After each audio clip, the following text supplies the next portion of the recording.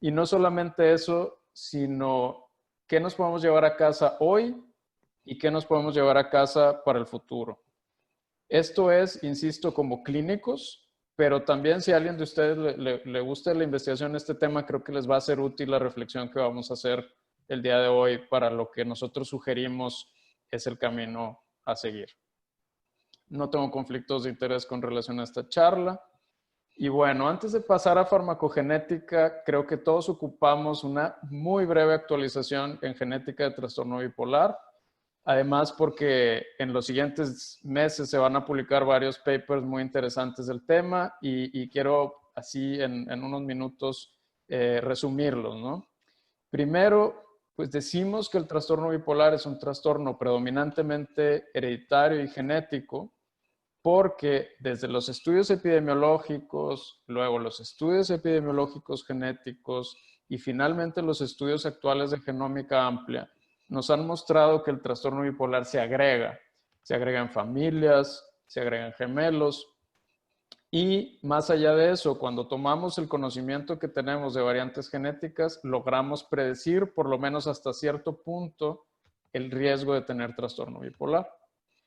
Teniendo una heredabilidad de más o menos el 60 al 85%, hablamos de que la carga es muy fuerte, está ahí arriba junto con la esquizofrenia y el autismo, y buena parte de esa heredabilidad viene de variantes comunes que tenemos todos, pero que confluyen o se agregan para generar el fenotipo que nosotros llamamos trastorno bipolar. Esto es lo que se llama un modelo poligénico, o sea, como lo explica la imagen de Goes que ven en su pantalla, tenemos variantes comunes, en el eje X tenemos lo común, hacia mi extrema derecha, que tienen un efecto pequeñito, pero al juntarse nos van a dar ese riesgo. Y de vez en cuando vamos a tener unicornios o casos raros donde va a haber variantes de mucho efecto, pero que no se van a presentar más que en casos rarísimos. Sin embargo, la mayoría del trastorno bipolar se va a compartir con otros trastornos. Eso quiere decir que hay mucha heterogeneidad que se ve de maneras muy distintas y esto presenta un reto para entender la genética. Eso, más el hecho de que todas las poblaciones somos distintas genéticamente, nos va a llevar a que necesitemos miles y miles de sujetos para poder determinar qué es importante en genética y qué es de riesgo en genética de trastorno bipolar. ¿Dónde estamos el día de hoy? Se acaba de publicar en estos días y espero pronto sea publicado en la revista a la que fue sometida. Se publicó de manera gratuita. Ven estos repositorios que ahora están muy de moda para compartir ciencia, como es medRxiv. Lo pueden consultar ahí en medarchive.org. La nueva fase del consorcio farmacogenómico psiquiátrico que ya citó el doctor Miguel hace rato, donde actualmente estamos en 40,000 sujetos de trastorno bipolar y los podemos llegar a comparar con cientos de miles de sujetos controles y ver qué variantes de riesgo son las que nos van a predecir si alguien tiene trastorno bipolar. Como pueden ver ahí arriba, tenemos 64 variantes únicas o SNPs por sus siglas en inglés, que son de riesgo, unas con más tamaño de efecto que otras, pero interesante, propuesto por este nuevo paper, es el hecho de que cada vez vamos llegando a targets mucho más probables de acción. O sea, que tenemos por lo menos 15 variantes en 15 genes que son accionables en teoría y que nos pueden llevar a encontrar nuevos mecanismos de acción o nueva fisiopatología de trastorno bipolar. Entonces, si nos vamos a resumir la genética del trastorno bipolar en una diapositiva, sería el estado actual de las cosas. Tenemos ya miles de sujetos que predicen el riesgo cada vez de manera más eficaz, con 64 variantes de riesgo y 15 muy prometedoras. Sin embargo, como pueden ver en esa diapositiva, el tamaño de predicción que tienen para poblaciones europeas no está ni cerca del que se tiene para poblaciones admixtas o africanas o asiáticas, así es que todavía estamos un poco afuera de estos estudios y tenemos que hacer más al respecto, y voy a mostrar una diapositiva más adelante sobre diversidad. Si hablamos, por último, de qué otras cosas importantes conocemos en genética de trastorno bipolar, publicamos recientemente este paper donde vemos esa parte que yo les decía al final de rasgos transdiagnósticos, donde podemos ver que la psicosis y los síntomas negativos que puede llegar a tener nuestros pacientes tienen una genética básicamente igual entre esquizofrenia y trastorno bipolar, mientras que la activación, la manía, son más propias del trastorno bipolar, y la genética depresiva se comparte más con el trastorno bipolar tipo 2. Eso es algo que sabemos por clínica, pero el confirmarlo de manera genética tiene una trascendencia importante y nos ayuda a buscar cada vez mecanismos de acción más propios de psicosis, esquizofrenia, bipolaridad, síntomas negativos, depresión, trastorno bipolar tipo 2 más crónico, más recurrente, manía como un rasgo único. Pasando ya ahora sí al tratamiento, que es lo que nos interesa el día de hoy, sabemos, y ustedes serán expertos en el tema, de que el tratamiento del trastorno bipolar es multimodal. Tenemos básicamente toda la farmacopea de la psiquiatría que se puede combinar para darle tratamiento a nuestros trastornos. Esto nos va a llevar a complejas cargas farmacocinéticas o efectos secundarios, y nos van a complicar la vida a la hora de tomar decisiones, a la hora de entender por qué nuestro paciente reacciona de X o Y manera. Además, ninguna guía hoy por hoy de trastorno bipolar, ninguna guía clínica, toma en cuenta mecanismos moleculares. Todas se basan en subtipos, en fases de enfermedades, en severidad, en comorbilidad médica, etc. Y no es que esto no sea importante. De hecho, es súper importante. Pero en un mundo ideal deberíamos de poder tener un modelo que combinara ambas, tanto los factores clínicos predictivos de respuesta como los factores moleculares. Y ahí es donde a todos los clínicos se nos antoja preguntar si existe un rol o no para estas pruebas farmacogenéticas que están allá afuera, que por sus siglas en inglés en esta plática de repente van a aparecer como PGT. ¿Qué es de manera muy sucinta la farmacogenética o farmacogenómica? Es entender cuáles de esas variantes que hablamos hace rato, esos SNPs, esas variantes únicas u otras herramientas ómicas, se van a asociar en un individuo con respuesta a fármacos. Y por respuesta, aquí nos referimos a tanto respuesta metabólica, respuesta en cuanto a mecanismos de acción, respuesta en cuanto a efectos secundarios, etc. Hemos avanzado en farmacogenética desde pruebas de genes candidatos hasta genómica amplia, y ahorita lo vamos a hablar, de manera que lo que buscan estos estudios es llegar a, como citando a Bielinski en ese paper de farmacogenética, a llegar a la droga correcta, en la dosis correcta, en el momento correcto. Ese es el sueño de la farmacogenética como una herramienta de medicina individualizada. Y si queremos ser muy generales, veremos que la mayoría de los medicamentos, si no es que todos los medicamentos en trastorno bipolar o que usamos en trastorno bipolar, han sido evaluados de cierta forma en farmacogenética. Sin embargo, como vamos a desmenuzar el día de hoy, veremos que los niveles en que se ha hecho son muy distintos. Se usan estas pruebas para generar a su vez, lo que ven a su derecha, estas herramientas de toma de decisión, Decision Support Tools, por sus siglas en inglés, DST, que nos van a generar estos famosos semaforitos o sugerencias, y yo creo que todos se han topado con alguna de ellas en su práctica clínica. Entonces, el tema de hoy no es solo discutir farmacogenética, sino discutir cómo la farmacogenética informa estas pruebas y de qué se tratan y qué tan útiles deberían de sernos. Antes de pasar a métodos, bueno, de hecho, en la diapositiva de métodos lo voy a decir, Este paper, que es uno de los que, como dijo Miguel, colaboramos con la Clínica Mayo, Miguel también es coautor del mismo, que nos va a servir como base para esta charla, estaba inspirado en esta gran pregunta, ¿no? Si tienen un rol, hacia dónde vamos, porque pues también nos interesa investigar en eso, entonces queremos saber qué hay y hacia dónde ir. Y esta fue la primera crítica que tuvimos de los editores, porque los editores nos decían, oye, no, solo hay ciertas pruebas y ciertos fármacos que tienen más rigor científico y solo esas deben de ser citadas en un review. Pero, si ustedes se asoman a la literatura allá afuera, la mayoría de la literatura piensa así. Sin embargo, si nosotros nos vamos a lo que existe en la vida real, pues en la vida real hay pruebas que no les importa si esto es así o no en los papers, las pruebas están ahí.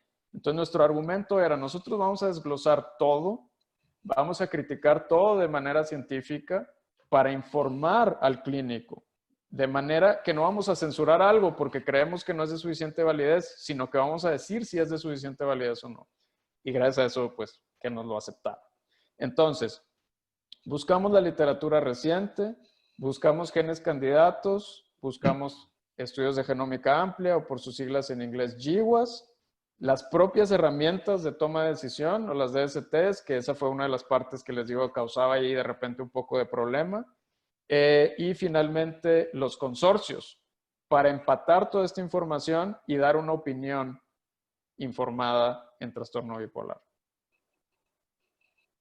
En general, nuestros hallazgos se van a dividir en estas dos grandes categorías de genes candidatos, GWAS, que genes candidatos toman en su mayoría estudios de biodisponibilidad o de citocromo, de farmacodinamia, poquita fisiopatología, mientras que los GWAS toman farmacodinamia, tanto de remisión o de efectos secundarios.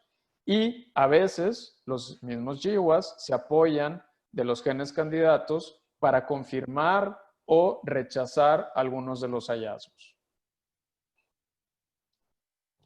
Vamos a empezar con genes candidatos.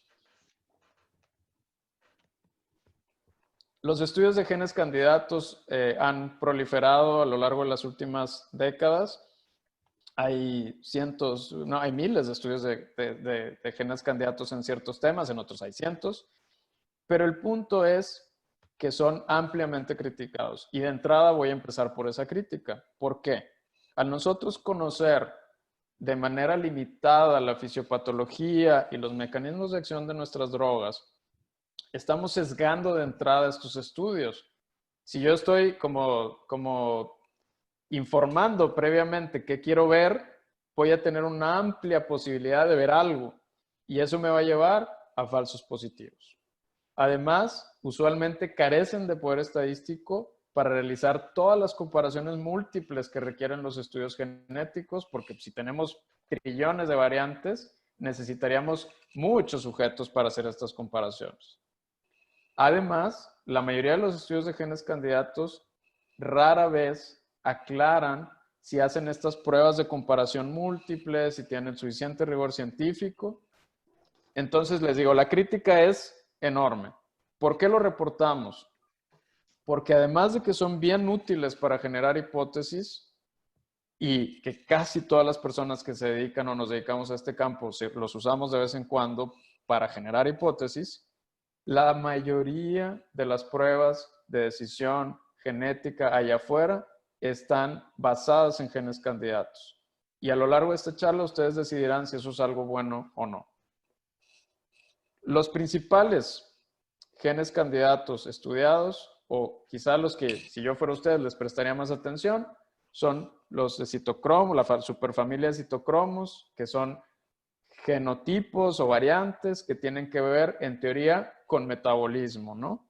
Si el citocromo es la familia enzimática, P450 es la familia enzimática que más se dedica a metabolizar nuestras drogas, entonces, en teoría, estudiar su genética nos debería llevar a entender mejor cómo metabolizan nuestros pacientes las drogas. Eso suena muy obvio, pero tenemos que demostrarlo.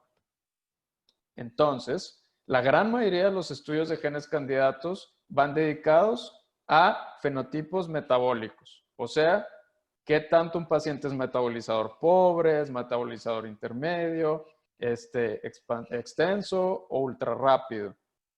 Además, se pueden usar para estudiar respuesta o efectos secundarios.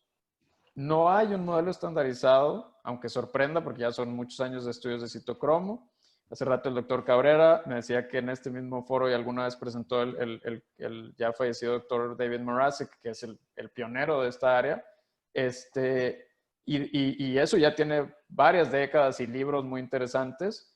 Sin embargo, hoy por hoy no hay un modelo estandarizado y eso nos lleva a que a veces sea difícil de interpretar los hallazgos. En general, ¿cómo se va a ver un fenotipo metabólico? Pues así como lo ven allá abajo a la izquierda, de acuerdo a la actividad enzimática del sujeto, tiene ciertas variantes genéticas, es su actividad metabólica. Y ellos nos van a arrojar en estas tomas de decisiones que hablábamos hace rato, estas herramientas, estos semaforitos, para decir si vamos a actuar con mucha, poca o intermedia precaución. No voy a hablar de puro citocromo porque se nos va toda la noche, pero voy a hablar de lo más reciente que tenemos en trastorno bipolar o relacionado a trastorno bipolar. No todo es en trastorno bipolar, desafortunadamente. Citocromo 2D6 es por mucho el más importante porque es el más asociado al uso en las drogas que nosotros usamos en su metabolismo. Y bueno, hay un estudio muy reciente que nos dice que en más de 60,000 sujetos vamos a ver que la mayoría de los metabolizadores pobres, que son un 5% nada más, van a estar en poblaciones europeas y que la mayoría de los metabolizadores ultra rápidos van a estar en poblaciones de Oceanía, judíos ashkenazi, Medio Oriente o Asia del Este. ¿Por qué es importante? Porque si nosotros queremos hacer medicina basada en evidencias o en conocimiento científico, es mucho más probable que veamos un metabolizador pobre en alguien de ascendencia europea que en alguien de ascendencia de Asia o de Medio Oriente, mientras que lo pasa lo opuesto con metabolismo ultra rápido. ¿Por qué lo digo? Porque si nosotros queremos ver específicamente el fenotipo metabolizador de alguien, más vale que lo estemos sospechando de entrada porque nuestro paciente no reaccionó bien a un fármaco. Entonces, en teoría, se le tendría que decir al paciente que por su ancestría hay más o menos probabilidad de que la prueba que le voy a hacer es importante y por eso les pongo esta diapositiva. Sin embargo, hay mucha heterogeneidad en estos estudios y la mayoría de los fenotipos, incluidos citocromo 2D6, no se ha estudiado, aunque no lo crean, en concentraciones séricas. Entonces, como les decía hace rato, solamente estamos asumiendo algo. En antidepresivos, la mayoría son metabolizados por citocromo 2D6 y tenemos dos grandes inhibidores que son la fluoxetina y la paroxetina. Y de estos últimos años para acá, no se han encontrado estudios que de manera satisfactoria nos digan que el fenotipo metabolizador del citocromo 2D6 se asocia a respuesta a tratamiento. Sin embargo, como datos a llevarnos ahí para pensar y como cosas prometedoras, hay alguna evidencia de que los pacientes en antidepresivos que tienen estos fenotipos metabolizadores tienden a terminar el uso de antidepresivos, así como hay evidencia temprana de asociación con manía inducida por antidepresivos. La otra gran familia que se asocia a citocromo 2D6 son los antipsicóticos. La gran mayoría de nuevo están metabolizados por el mismo. Tenemos ahí dos inhibidores y la gran excepción, que ya casi no se usan, y la gran excepción son la quetiapina y la ciprasidona, muy utilizados en trastorno bipolar, creo yo más la quetiapina todavía, que no tienen que ver con este paso metabólico. No hay evidencia hoy por hoy de que impacte el fenotipo metabólico a la eficacia. Sin embargo, son datos de esquizofrenia. Lo que sí hay datos aquí son un poco de concentración sérica y vida media. Y vemos, si nos queremos llevar una lección de dónde es importante 2D6 y metabolizadores lentos, que impacta significativamente la vida media y la concentración de tanto aripiprazol como risperidona. Muy importante porque ahí sí tenemos que tomar en cuenta que si alguien está reaccionando a estos medicamentos de manera excesiva o con excesivos efectos secundarios, pudiera ser secundario a este efecto. Sin embargo, en el lado opuesto de la balanza, que son los metabolizadores ultrarrápidos, vemos que solamente probó ser significativo el metabolismo ultrarrápido para niveles de risperidona y no así de aripiprazol. Les decía, esto es crítico porque muchas veces asumimos que porque algo es lógico es la realidad y estos estudios son los que nos vienen a decir si es cierto o no lo que habíamos sospechado. Donde sí hubo un gran avance es en citocromo 2C19, donde se hizo este estudio de escitalopram específicamente, pero bueno, es un medicamento ampliamente utilizado en depresión bipolar, donde vemos que en más de 2,000 sujetos con múltiples trastornos psiquiátricos, las concentraciones séricas sí fueron afectadas significativamente y como vemos aquí a la derecha, en metabolizadores ultralentos, pobres, tenemos un aumento significativo de concentración, también en intermedios, mientras que en ultrarrápidos vemos un aumento moderado o una disminución moderada, perdón, de la concentración del fármaco. También importante para la clínica que en mayores de 65 años, sin importar el genotipo metabólico, había una tendencia a tener más concentración. Eso es algo que quizá muchos clínicos lo sepan por su experiencia o porque así se sugieren muchas guías, pero aquí se está confirmando. Finalmente, y muy importante también para la clínica, que efectivamente tanto metabolizadores pobres que tienen mucha concentración, como vemos abajo a la derecha, como metabolizadores ultrarrápidos que tienen muy poca concentración, como vemos aquí abajo, van a tender a cambiar mucho más de medicamento que la gente que tiene un metabolismo normal. ¿Esto qué nos querría decir de acuerdo a ellos? Que en teoría, si nosotros supiéramos el fenotipo metabolizador, podríamos predecir mejor quién nos va a aceptar este medicamento y le va a ir mejor. También como otro avance importante del 12-19, es un grupo que ha estado muy activo, vemos que ahora solo en depresión mayor, pero bipolares tipo 2 quizá podría ser un poquito más traslapable, que al hacer un meta-GWAS o un metaanálisis de todos los GWAS que tenemos disponibles de farmacogenómica, Chiara Fabri encontró que en metabolizadores pobres hay un efecto de más efectos secundarios, tanto gastrointestinales, neurológicos y sexuales, lo cual estaría fenomenal saber cuando alguien está esperando no tener estos efectos, y que hay una señal chiquita, media enigmática, de que los metabolizadores pobres pudieran responder más fuerte al medicamento, que quizá empate un poquito con ese conocimiento de toda la vida, de que si un paciente te hace efectos secundarios al principio es porque va a responder al medicamento. También una cohorte retrospectiva a 10 años con un número significativo de pacientes bipolares encontró, cosa no sé si sea en parte responsable por qué le va mal a nuestros pacientes bipolares con antidepresivos, que hay más probabilidad de metabolismo pobre en pacientes bipolares. Entonces, hoy por hoy, ¿qué consideraciones nos deberíamos de llevar a casa en citocromos?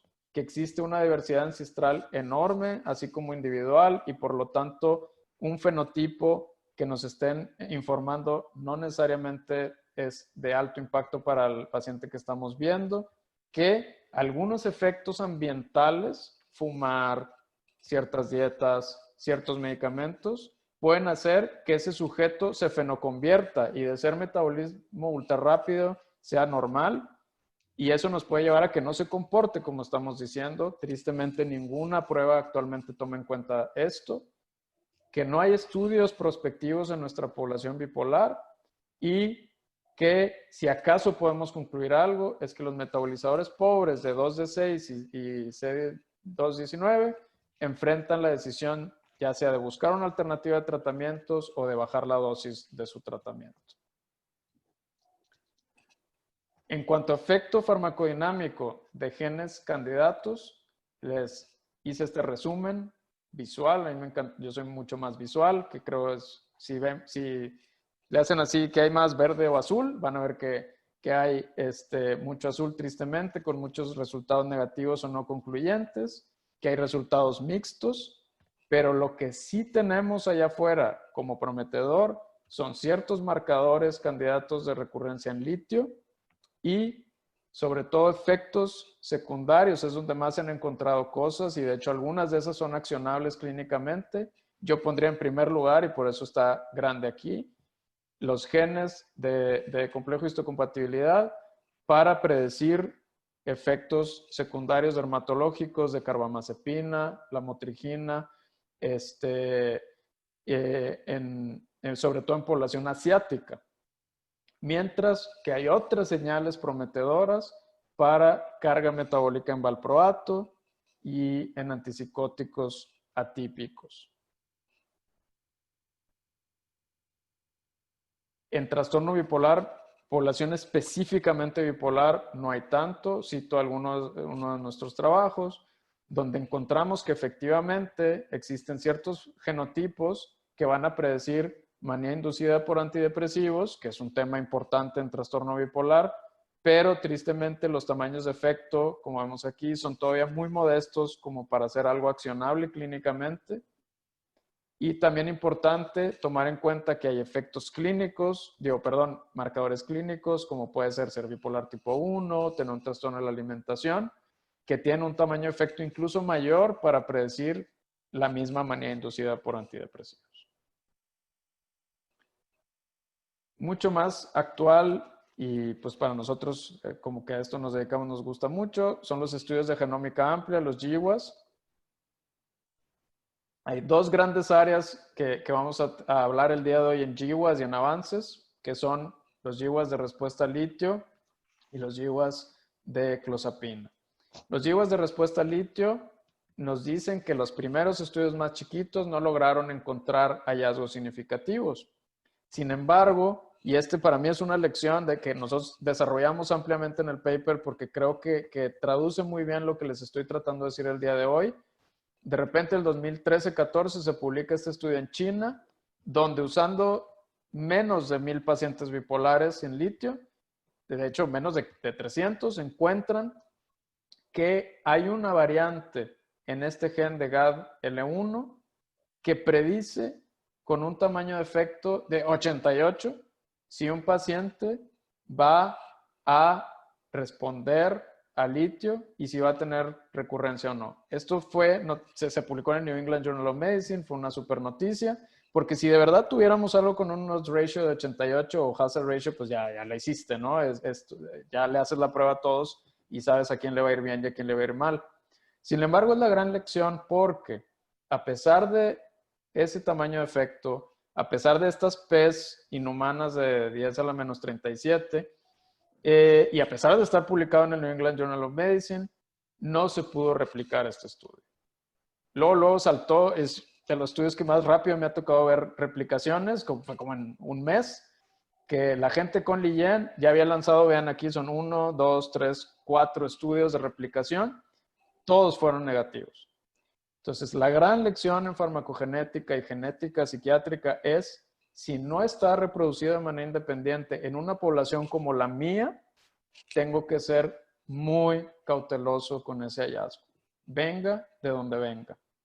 Más importante, cuando se hicieron los estudios funcionales, no se encontró que este gen impactara función a nivel cerebral.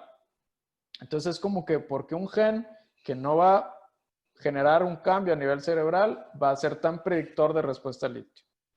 Y si leen el paper van a ver todo un desarrollo de este tema, pero esa es la lección que quería con esta diapositiva. En población europea, Suecia, UK y en Conley, que es población mundial, se han hecho otros GWAS y se ha encontrado algunas promesas, por ejemplo, en ese gen que ven ahí arriba, ese es TD1, y en regiones cromosómicas del cromosoma 21, perdón, regiones intergénicas que suenan prometedoras. Por ejemplo, la variante de abajo de Conley tiene que ver en teoría con expresión genética. Sin embargo, aunque tiene esa pequeña muestra prospectiva que parece predecir recaídas o menos recaídas, todavía es muy temprano, faltan más replicaciones.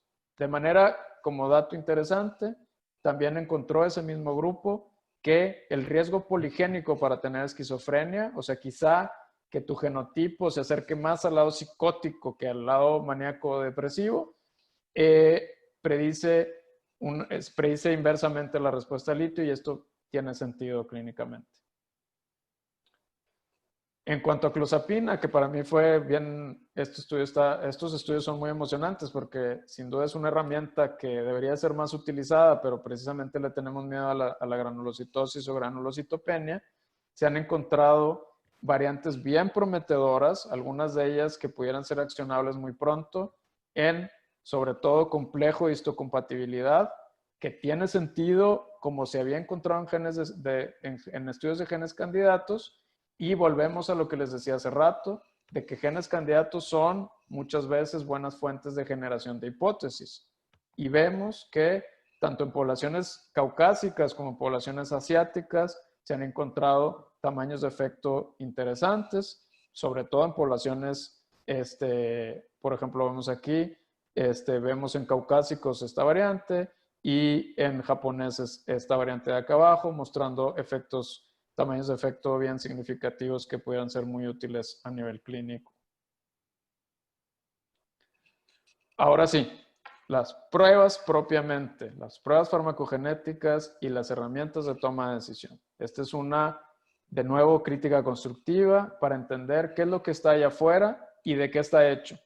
Que no sé si a ustedes les haya tocado, pero a mí cuando me topo con estas compañías, muchas de ellas, si les preguntas, oye, pero exactamente qué variante trae ese gen, no te lo van a o saber o poder decir. Y eso es efectivamente lo que se reporta en este paper de Bozeman, donde vemos que en ese entonces, ahorita hay más, había más o menos 37 pruebas comerciales, tanto de farmacogenética como de toma de decisiones, que la mayoría vienen de Estados Unidos. Y que lamentablemente tienen un contenido súper heterogéneo.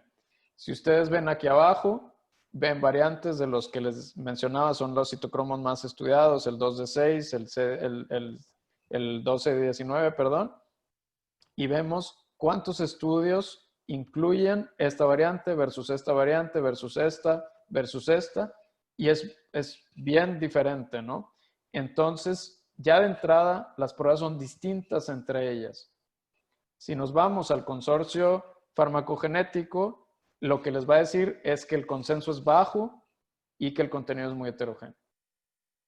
Si quieren mantenerse al día, este es el registro de estas pruebas genéticas. En teoría tiene que tener el contenido, y para el día de hoy, la última vez que lo chequé eran 40 y tantas, no sé en cuántas vayamos el día de hoy. ¿Qué nos dicen ensayos clínicos? ¿Alguien ha tomado estas pruebas que tenemos en la industria allá afuera o en las universidades y dicho si ellas van a predecir o no lo que va a pasar con un paciente bipolar? No hay en trastorno bipolar ningún ensayo prospectivo. En depresión sí hay, ahorita lo vamos a ver. Hay algunos de hace unos años y uno bien nuevo, bien padre, pero en trastorno bipolar no hay. Vemos que en ensayos retrospectivos hay datos no significativos, por lo tanto se podrían considerar no datos de acuerdo a la mayoría, que dicen que el fenotipo va a predecir o no lo que se hace en la clínica, y que sugieren, aquí sí de manera significativa, pero en una muestra bien pequeñita, que el fenotipo de los sujetos tiene que ver con los efectos adversos o la respuesta que van a mostrar. Roy Perlis hizo este estudio para ver si eran costo eficientes, porque no sé en Chile, pero en México siguen siendo muy caros comparados con el resto del mundo, y encontró en Estados Unidos, no en México, que en trastornos de ánimo y ansiedad, trastornos afectivos, como les quieran llamar, con una composición ahí moderada de trastorno bipolar, al parecer hay algunas áreas donde son prometedores para reducir costo, reducir estancia de internamiento, costo de cuidado, estancia de internamiento y probabilidad de internamiento. Es decir, si yo hago estas pruebas, en teoría voy a gastar menos porque el paciente va a estar tratando de manera menor entre varios medicamentos y va a recurrir menos a urgencias y a hospitalización.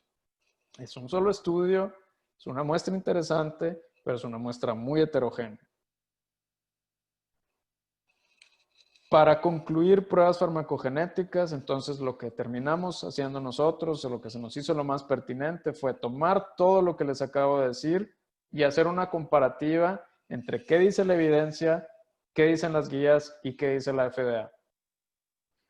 Entonces, las lecciones en estabilizadores, las más importantes son que carbamazepina, o sea, aquí estamos tomando en cuenta ahora solo variantes que se encuentran en sus pruebas farmacogenéticas, porque mucho de lo que hablamos que estaba en GWAS, en otros tipos de estudios, no ha sido incluido hoy por hoy en esas pruebas. Entonces, solamente tomando lo que está en las pruebas clínicas que están disponibles allá afuera. Para carbamazepina, tenemos variantes en complejo histocompatibilidad que son accionables, es decir, que pueden guiar nuestra práctica y decirnos que si te presentamos esta variante de HLA-B, HLA con el fenotipo 15.2 o 31.1 para HLA, tenemos que o reducir el uso de carbamazepina, o sea, una dosis chiquita, o no usarlo simplemente porque el riesgo de desarrollar efectos graves dermatológicos es muy alto. Aquí están de acuerdo tanto las guías como la FDA. Un momento. En cuanto a antipsicóticos, vemos que 2 de 6 en aripiprazol y risperidona debería de ser tomado en cuenta cuando vemos pacientes que responden de manera adversa muy significativa. Y, irónicamente, es accionable para aripiprazol e informativa para risperidona, como vimos el día de hoy. Quizá en metabolizadores pobres debería ser accionable en risperidona y en metabolizadores ultra rápidos accionable en risperidona, mientras que para aripiprazol debería ser informativa. Ahí encontramos un conflicto. En cuanto a antidepresivos, vemos que citocromos otra vez son los que podemos tomar en cuenta para pobres metabolizadores. Como vieron ahí, 12-19 en escitalopram y citalopram, deberíamos sentirnos muy tranquilos de que hay buena evidencia de que ser pobre metabolizador o ultra rápido va a tener un efecto considerable en nuestro paciente mientras sea menor de 65 años. Si no, da un poco lo mismo el tipo de fenotipo metabolizador. Y podemos ver que una variante de ABCB1 es sugerida por el consorcio para tener cuidado en cuanto a remisión, mientras que FDA y los estudios que nosotros revisamos consideramos que no son del tamaño suficiente como para tomarlo en cuenta clínicamente. Y ya. O sea, que de todo lo que hablamos en las pruebas comerciales allá afuera, tenemos una utilidad bien pequeñita de cosas que podemos accionar. Y si se fijan, por eso le dediqué tantos citocromos, porque casi todo se encuentra relacionado a eso o a complejo mayor de histocompatibilidad en estabilizadores que tienen complicaciones dermatológicas. Rápidamente les voy a hablar hacia dónde creemos que deberíamos de ir con todo esto. Primero, como latinoamericanos, creo que un tema que nos interesa a mucha gente, aquí está incluido Miguel también y su servidor, como parte del grupo de poblaciones diversas del PGC, opinamos que definitivamente hay que aumentar diversidad, si no, nada de lo que presentemos va a ser útil para nosotros. Y en el paper incluimos esta figura que a mí se me hace hasta un poco cómica, porque se supone que son proporciones de poblaciones disponibles para pruebas genéticas y vemos que pues básicamente todo es azul. Pudimos haber puesto la pantalla azul. O sea, europeo. Muchas necesidades quedan pendientes. Otra futura dirección para la gente que le gusta este tema es hacer más ensayos prospectivos farmacogenéticos, como el que les decía, este estudio se lo recomiendo, el Guided, donde se tomó un grupo y se dividió de manera casi ciega, pacientes que tenían prueba, pacientes que no tenían prueba, y usando la prueba se decidió qué medicamento dar, se comparó cómo les fue en el tiempo y observaron que no hay un efecto significativo en la muestra en general de la farmacogenética, pero que en alguna población, como pueden ser pacientes muy resistentes a tratamiento o pacientes que están mal medicados, o sea que uno no siguió las guías o algo así, pudieran ser de mucha utilidad. Algo así necesitamos en trastorno bipolar.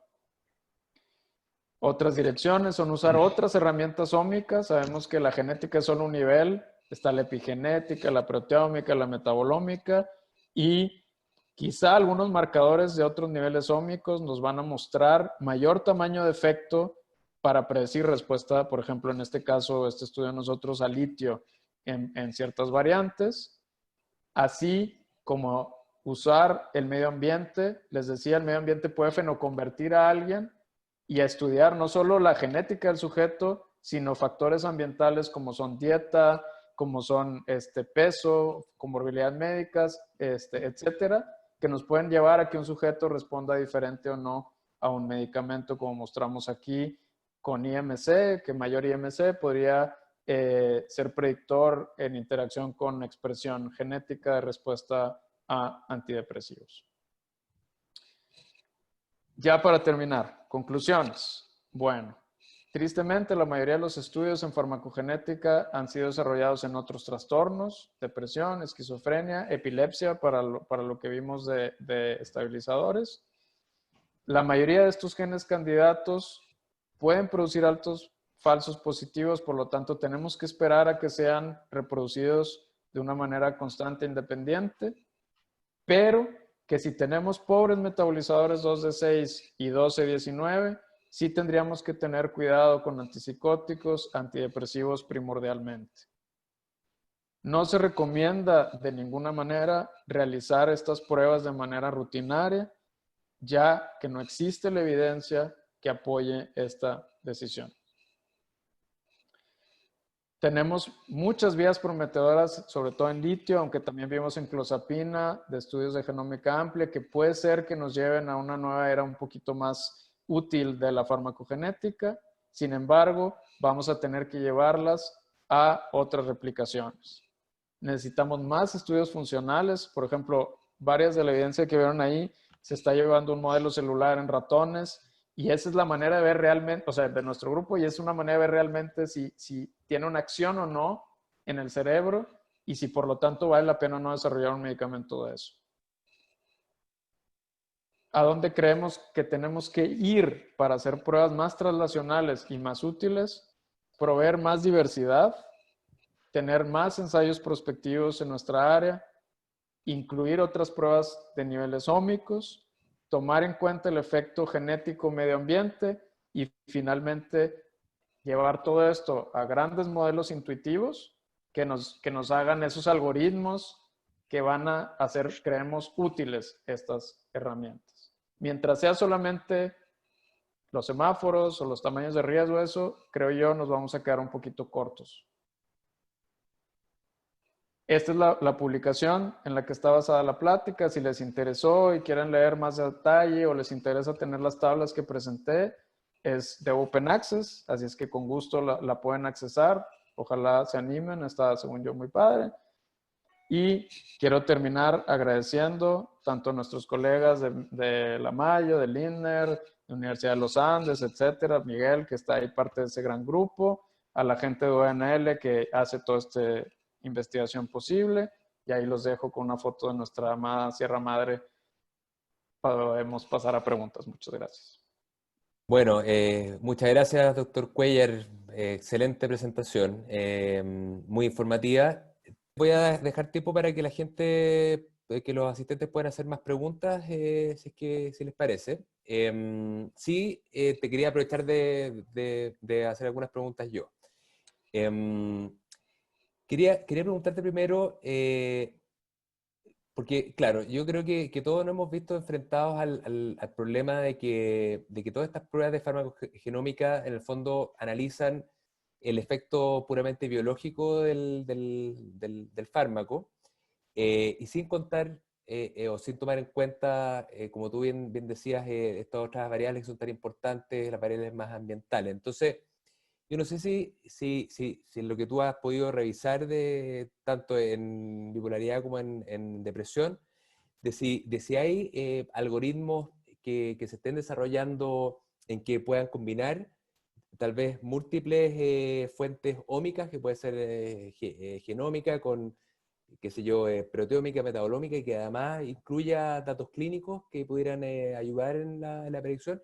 En ese mismo sentido, si han pensado como herramienta adicional el utilizar estas herramientas de Machine Learning como para también, en el fondo, obtener otros marcadores que no sean puramente genéticos y de GWAS, como también para que en el fondo el conjunto de esos marcadores permita poder predecir de mejor manera la respuesta al tratamiento o efectos adversos.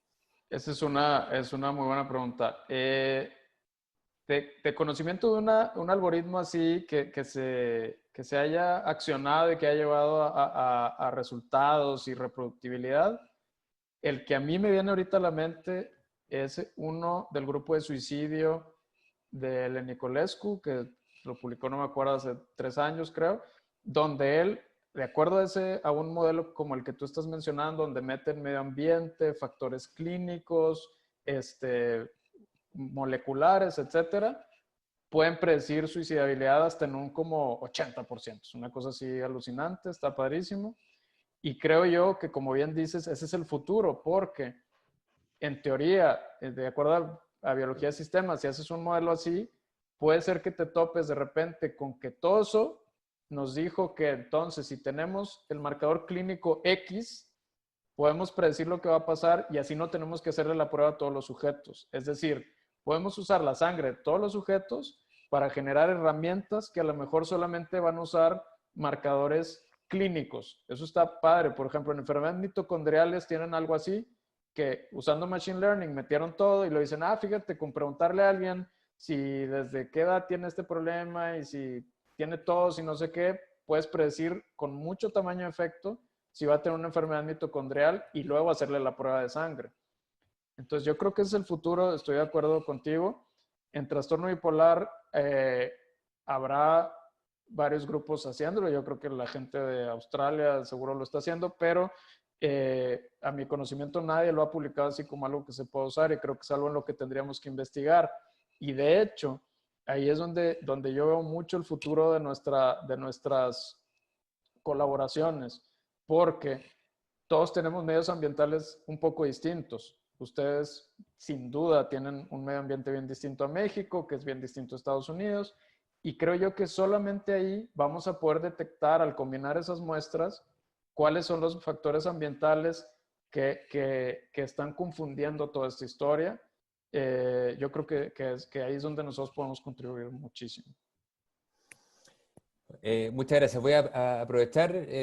Tengo varias preguntas. Estuvo muy interesante tu presentación. Así que, con respecto y pensando, y un comentario que se me olvidó hacer, que, claro, suena esto como a la medicina del futuro. Desgraciadamente, nosotros en Chile hay algunos lugares que se hacen algunas pruebas de farmacogenómica, pero son bastante escasos y que yo sepa, al menos, solamente enfocados en los citocromos y dejando todos los otros marcadores afuera por el momento. Entonces, una cosa que interesante lo tenemos disponible. Pero te iba a preguntar en relación al litio, bueno, que hay esta evidencia de que la buena respuesta al litio es heredable y se acumula en familias que tienen pacientes que tienen buena respuesta al litio. Entonces, y que pienso, en el fondo, este es un comentario y una pregunta al mismo tiempo, y que sabiendo estos pacientes que son buenos respondedores al litio, que realmente responden muy bien, y que uno puede tener un paciente gravemente enfermo en que cicla con frecuencia, en que tiene manía, y hospitalizaciones frecuentes, y que si ese paciente es un buen respondedor a litio, ese paciente puede estar eutímico o bastante más estable de lo que estaba. Entonces ahí te iba a preguntar en relación a estos hallazgos que se han, sobre todo los probablemente me acuerdo con este estudio, de la New England, que salió hace algunos años, que yo creo que mucha gente duda de los datos, en el fondo, si realmente Sí. son reales o no. Pero pensando en este consorcio, en el Colli-Gen, en el que tú formas parte también, y estos hallazgos que han encontrado con algunas variantes genéticas asociadas con estas regiones, creo que son de RNA, ahí tú Sí, podrás sí. darme el detalle más exacto, pero ¿cuánto crees tú que le podría faltar a estos estudios como para poder llegar a identificar un marcador así que realmente uno lo pueda utilizar en la clínica? Porque creo que de las cosas así como importantes que nosotros necesitaríamos como clínicos es poder predecir con certeza qué paciente, a ver, uno, qué paciente va a responder bien al litio y qué paciente va a hacer efectos adversos, que es el otro problema, que probablemente todos intentamos, y que es lo que deberíamos hacer, intentar hacer una prueba inmediatamente con litio para empezar, dado su evidencia muy sólida de eficacia, pero tenemos pacientes que no responden o que tienen efectos adversos que son insoportables y bueno, uno pierde tiempo. Entonces, ¿cómo ves tú, tú que estás muy metido en esta área, cómo ves tú el futuro? Que no sé si cuánto tiempo se te ocurre que podríamos llegar a tener una prueba de farmacogenómica para litio. Para litio. Yo digo, es una opinión muy humilde y eso es lo que proponemos en el paper. Creo que hay varias vías para llegar ahí y dependiendo de cuál sigamos es lo que nos vamos a tardar. Si nos vamos por la vía de números y seguimos lo que ha hecho el PGC, pues a lo mejor en unos 5 o 10 años, cuando lleguemos a los 30,000, 40,000 sujetos, que es muchísimo, entonces vamos a estar encontrando, así como con trastorno bipolar, las variantes que predicen el riesgo de responder al litio, ¿no?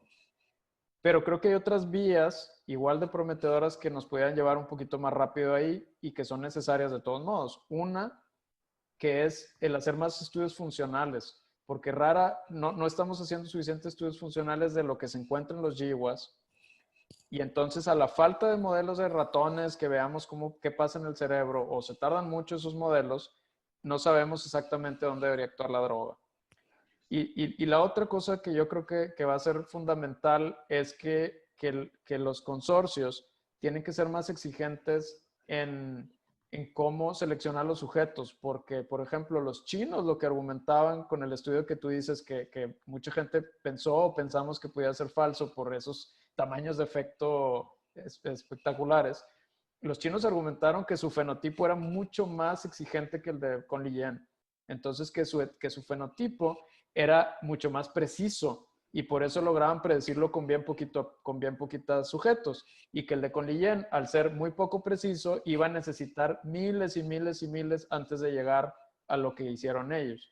Entonces, si nos ponemos la tarea de ser mucho más rigurosos con qué pacientes incluimos en esos estudios, yo quiero pensar que en 5 o 10 años estaríamos viendo las primeras variantes. Ahora, también puede ser y esa sería la historia más difícil, que Kenneth Kendler lo propone en un paper no sé, 2013 por ahí, podría ser que ninguna de estas variantes esté relacionadas. O sea, que sí es cierto lo que tú dices, sí se agregan familias, sí vemos respuestas dramáticas al litio, pero que son variantes rarísimas, únicas y que son únicas de cada familia. Entonces ahí nos tardaríamos 30 años en encontrarlas y una vez que las encontremos y hagamos estudios funcionales, nos van a servir para mejores drogas, pero no para detectar quién va a responder al litio. Entonces, ojalá que no sea ese segundo escenario, porque si es ese segundo escenario, pues estamos un poco fritos. Gracias. Voy a leer algunas preguntas que han llegado por el chat. Esta pregunta te la voy a leer textual. Considerando que la expresividad fenotípica es elevada, ¿qué puede efectuarse a nivel epigenético para disminuir la expresividad en la descendencia? Yo me imagino que se refiere como a de manipular epigenéticamente, en el fondo, o sea, o manipular la epigenética para cambiar la expresión de ciertos genes en hijos o descendencia. Pues está, está interesante. Ese es otro crítica, perdón, que no mencioné ahorita, que está en el paper, y es que no tenemos suficientes datos epigenéticos. Quizá, a lo mejor, Miguel, otro escenario sería que en realidad son cambios epigenéticos los que afectan la respuesta a fármacos y que entonces, en teoría, si modificáramos el medio ambiente, podríamos modificar esos efectos epigenéticos y mejorar respuesta a tratamiento. Eh, Afortunadamente, la tecnología para hacer estudios de epigenética amplia ya está ahí. Todavía es un poco cara, todavía hay poca gente que la maneja al 100, pero yo creo que esos estudios van a empezar a publicarse muy pronto. Ahora, llevarlo a modificación en sujetos, pues ya es un tema más de bioética, ¿no? Porque tendríamos que hacerles edición genética o algo así, sería muy problemático. Pero la lección que a mí me encanta es que lo que se ha encontrado epigenética muchas veces es útil, como el hecho de que el pobre maternaje y el estrés crónico llevan a apagar genes que tienen que ver con depresión recurrente, o el hecho de que los plásticos calientes cambian epigenéticamente a la respuesta al estrés. Espero que nos den más ese tipo de lecciones. Ya editar genéticamente a alguien no es mi área. No sé cómo. Gracias. Otra pregunta de la doctora Javinger. ¿Qué le parece usar en la práctica clínica los antecedentes de respuestas a tratamientos farmacológicos en la familia como guía de elección farmacológica? Sin duda. Yo creo que esa es una excelente observación. En nuestras prioridades, no es el número uno, pero quizá cuarto, quinto por ahí, tenemos que preguntar cómo responde la familia, porque si bien no sabemos qué variantes genéticas son las que causan esa respuesta, en teoría la respuesta a ciertos fármacos, sobre todo la de litio, es familiar. Entonces, por lo menos se asumiría, de acuerdo a los modelos genéticos estadísticos, que tiene una probabilidad como de un 25% de que te toque esa genética. Entonces, pues sí creo que es muy útil, creo que lo tenemos que preguntar todos los días, así como estos otros marcadores clínicos, como el que les mencionaba en nuestro paper de si tienes desórdenes alimenticios, si eres tipo 1 versus tipo 2, si eres reciclado rápido, etcétera, que también tienen un factor predictivo bien fuerte y que, de acuerdo a lo que preguntaba hace rato Miguel, si se logran incorporar esas dos cosas, en teoría llegaríamos a modelos sustancialmente útiles. Y gracias. Y en relación a lo mismo, pregunta la misma doctora si hay evidencia científica de esa práctica, la de preguntar por antecedentes en la familia de respuesta a tratamientos farmacológicos. Si esa práctica tiene alguna evidencia científica, me imagino de que efectivamente puede cambiar el outcome, de preguntar versus tal vez no. Pues la evidencia sería los estudios que citó hace rato Miguel de Paul Grof, que dicen que hay cierta familiaridad en la respuesta a ciertos fármacos. Quizá el definir qué tanto porcentaje es a la hora de hacer la pregunta sería un poco más complicado porque esos estudios no se han hecho en nuestras poblaciones. Entonces, como hablábamos hace rato, nuestra diversidad nos podría llevar a que la realidad sea un poco distinta. Sin embargo, en litio están esos estudios de Paul Grof y en otros medicamentos como estos que vimos, Genvep y StarD, etcétera, han generado ese conocimiento para antidepresivos. Y así vamos a encontrar varios estudios para las diferentes subclases, pero en litio sobre todo, la familiaridad tiene evidencia científica y se tiene que preguntar. Gracias. No sé si habrán otras preguntas. Ahora aquí hay otra pregunta. ¿Qué pruebas incluye, no sé si que lo sabes, o sea, qué pruebas incluye el panel de pruebas farmacogenómicas que se hace en la Clínica Mayo? Así que tú sabes, así del... El de SureRx, Sí, bueno, ok. La Clínica Mayo desarrolló una prueba farmacogenética que luego se independizó, que es la compañía de SureRx. Y lo que les mostré el día de hoy incluye esa prueba. Entonces, no hay hoy por hoy una prueba que nos incluya los hallazgos más nuevos que yo les mostraba, y por lo tanto, sin poderles citar cuántas variantes tiene la prueba de SureRx, les puedo decir que en trastorno bipolar solamente sería útil para citocromos y para complejo histocompatibilidad en, en anticonvulsivantes con riesgo de efectos dermatológicos serios. Entonces, incluso ellos, que son de los pioneros en estas pruebas, pues estamos limitados en trastorno bipolar a eso. Muy importante, digo, a Miguel le tocó, de hecho, creo que Miguel hizo luego un paper que tiene que ver con esto, pero digo, en la práctica, que eso no creo que vengan, no me acuerdo que venga en el paper, en la práctica clínica, a todos los pacientes que se les iba a hacer esa prueba, se les aclaraba la probabilidad que tenía de ayudarles de acuerdo a sus ancestros, que como vieron ahí, metabolizadores pobres mucho más probables en europeos, metabolizadores ultra rápidos en asiáticos y población de Oceanía, y se les aclaraba por qué se les estaba pidiendo.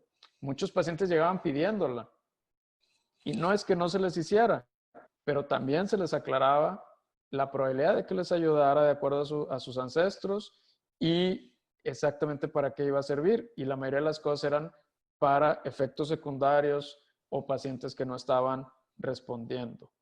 A mí nunca me tocó ver a alguien que guiara sus decisiones en base a la prueba, sino más bien yo ya estaba sospechando algo y luego pedía la prueba para confirmar o no si estaba sospechando lo que estaba viendo. A mí, que la pido bien rara vez, me tocó una vez un sujeto que, de acuerdo a las tablas que hay de citocromos, y dije, híjole, este sujeto tiene que tener sangre de Papúa Nueva Guinea o algo así, porque lo que debería tener es rarísimo, que una variante creo que era de 3 a 4, así súper rara, y eso le da una, creo que era lorazepam, una respuesta rara, y efectivamente eso tenía.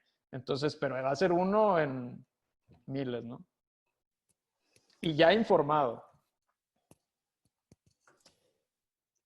Ya, gracias, Alfredo. Pareciera que no hay más preguntas. Muy buenas preguntas. Un comentario. Me parece muy importante lo que tú acabas de decir, Alfredo, porque en nuestro medio se ha dado una cierta proliferación de pruebas de farmacogenómica que es importante que los colegas sepan que no tienen ningún valor, digamos. Entonces hay un marketeo, digamos, un poco, digamos, burdo, ¿no? Y claro, y se vende un poco esto a los pacientes también. Sí. Y no se hace la aclaración que esto tiene todas esas limitaciones que tú acabas de mencionar, digamos, ¿no? Y que uno lo pide exclusivamente cuando uno está sospechando que en un paciente donde no hay respuesta, probablemente se trata de un fenotipo metabolizador rápido, y en el caso que un paciente tenga muchos efectos secundarios, probablemente sea un metabolizador lento que lo ha llevado a presentar esa cantidad de efectos secundarios, pero yo creo que me parece muy útil que tú lo subrayas y que lo vuelvas a repetir, digamos que viene de la boca de un experto. ¿Eh? No, gracias por el comentario. Estoy totalmente de acuerdo con eso. Y eso es parte de la lección que ponemos en el paper. El miedo de los editores era que fuera un comercial y al revés. Si leen el paper, es todo esto que estamos diciendo ahorita. O sea, no hay suficiente evidencia para la mayoría de las cosas y más aún, la mayoría de lo que estamos viendo lo podríamos hacer viendo una tabla de citocromos. A excepción de que sea crítico que usemos ese fármaco, pedimos la prueba. Si no, ni siquiera la pedimos porque dices, oye, pues aquí ya sé que tiene y no necesito hacer la prueba, ¿verdad? O me cambio a gabapentina o a litio o a la motrigina que ni siquiera pasa por citocromos, qué sé yo. Sí. Entonces, totalmente de acuerdo con lo que dice. Y en México es un escenario parecido. Batallamos mucho con... Y en Estados Unidos yo creo también. Hay mucha desinformación. Sí, yo iba a hacer un mismo comentario. Efectivamente, es bien complejo cuando hay empresas que están, claro, que tienen un afán comercial en estos test, porque claro, van a probablemente inflar los beneficios clínicos, tanto para el clínico como para el paciente, cuando en la práctica no es tan así. Y además, desgraciadamente todavía son muy limitadas porque están abordando una parte que es una parte pequeña de todo lo que un medicamento tiene que hacer para llegar a hacer su efecto clínico. O sea, Exacto. no es solamente el metabolismo, es cómo se absorbe, después cómo se une a sus receptores en el caso de... Entonces, y todo lo del ambiente, de todo lo que bueno, de lo que pasa con los pacientes, si hay además un estresor ambiental, todos esos otros factores que por supuesto que no van a estar incluidos en estos test. Entonces, es complejo, pero por otro lado creo que es un camino que hay que seguir, al cual hay que seguir avanzando porque todavía estamos haciendo la prescripción un poco, no sé si a ciegas, pero claro, sin tener en el fondo la predicción más precisa de si ese paciente va a responder o no a ese tratamiento farmacológico. Yo creo que claro, falta todavía mucho, pero debiera llegar, deberíamos llegar allá en algún momento. Hay no sé si una última pregunta ya, dice... Sí. Dice la doctora Haginger, muchas felicitaciones y agradecimientos por tu presentación, Alfredo. Gracias. Dice, de no mediar temas de costos para esta prueba, ¿cuán frecuentemente solicitarías tú esta prueba? ¿Y a quiénes? Si esto fuera gratis. Qué súper buena pregunta. Sí, cuando ya la leí dije, es un escenario bien interesante. Yo creo que independientemente del costo, y de nuevo, es medio contraintuitivo porque nosotros nos dedicamos a investigar en esto, ¿no? Pero yo como clínico creo que lo primero que haría siempre sería ver qué está pasando con la respuesta de mi paciente de manera, o sea, mientras no exista el modelo algorítmico, pues usando predicción por tablas de citocromos, ¿no? Ya que yo tuviera esa idea, entonces, si la prueba fuera gratis, como propone el doctor Prieto, pues se la pediría a todo el mundo, ¿verdad? Pero si fuera de cierto costo, entonces, o sea, vaya, no tan significativo, se la pediría a los pacientes resistentes a tratamiento y a los pacientes que sus respuestas de efectos secundarios son excesivamente problemáticas. Yo creo que todos hemos tenido algún paciente que dices, híjole, no importa qué le dé, hay una reacción extraña y hasta sospechamos si es pues más carácter u otras cosas, que muchas veces sí lo es, pero ahí es donde yo sobre todo he llegado a pedir la prueba y les digo, me tocó ese caso que cité ahorita que jamás yo pensé de verdad que era algo de carácter, pero la mayoría de las veces nos vamos a topar, como decía ahorita Miguel, con que son interacciones más de otro tipo, más complejas. Para llegar a la verdadera función del medicamento te tienes que topar con muchos otros niveles. Y eso es lo que muestra los estudios que les enseñé. O sea, cuando ya lo llevamos a ensayos prospectivos clínicos, estas pruebas no nos predicen para nada si un paciente va a responder o tolerar un medicamento. Y como nos dice la intuición, solamente en aquellos de resistencia muy amplia o de reacciones secundarias muy severas es donde parece que nos puede ayudar a guiarnos mucho mejor. Eso es lo que dice el estudio Guided que les presenté, pero hace falta más estudios y sobre todo más estudios en trastorno bipolar. Entonces, pacientes resistentes y de amplios efectos secundarios, siempre y cuando no sea costo prohibitivo. Sí, y aclarándole al paciente las probabilidades, ¿no? Que por su etnicidad es muy probable o poco probable que ahí esté la respuesta. Y eso ahí está en libros, en guías, y si alguien me quiere mandar un mail les comparto dónde. O sea, nos podemos guiar. Si eres europeo, la probabilidad de que te pase esto es esto. Si eres latinoamericano, es esto. Eso sí está más descrito. ¿Sabes tú cuántos pacientes tiene incorporado Tomás Schulze ya al Conlillén a estas alturas? No, qué buena pregunta. Ya irán pues la última vez que publicaron eran 2.500, pero 2.500, supongo que ha crecido el número. Sí, debe haber crecido el número. No, es una máquina, Tomás Schulze, a lo mejor ya tiene 10.000 y no sabemos. La hipertimia. Sí, alguien que seguro sale positivo en estas pruebas. Así es. Creo que durmió hace 3 años la última vez. Sí. Bueno.